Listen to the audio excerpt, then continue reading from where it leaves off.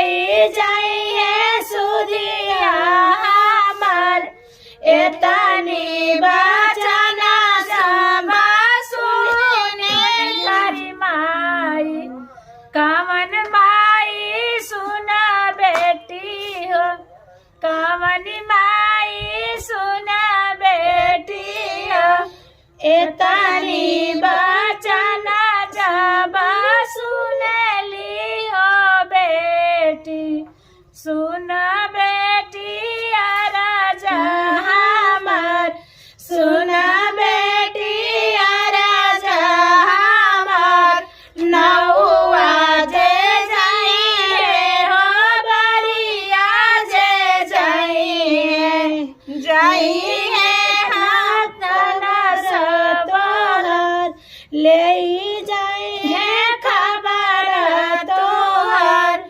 राम रसोया बैठी बेटी हो कावना बेटी सुना भाभी राजा हमार सुना भाभी राजा हमार।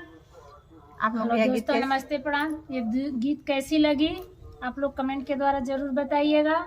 गीत बहुत प्यारी है मगर भूल जा रहे थे हम लोग थोड़ा ये तो लगा रहता है भूलना। आप लोग अपना आशीर्वाद प्यार दुलार दीजिएगा। फिर मिलते हैं अगले नए वीडियो के साथ। तब तक के लिए बाय बाय।